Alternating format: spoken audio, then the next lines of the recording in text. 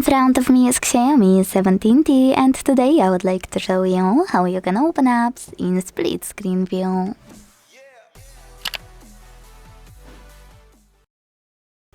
Firstly, decide which app you wanna use on the top half of your screen and launch it in the background like that. Now, hold your app, and when you see all of those options show, click on this one of the rectangles between padlock and pop-up view.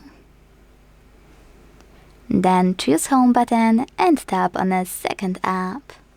Last but not least, enjoy using both at once. Now, if you decided you want to exit split screen, you can either go back into the background and swipe it like you would any other app, or hold this line in the middle and drag one app all the way up or all the way down. Then tap on Home button to close the remaining one. But what most people miss is that you can also choose those three dots on the top of any app. When you click on them, you will see all of those options. The first one on the left is to use chosen app in full screen view. The second one and the third one is to switch places of your apps in split screen.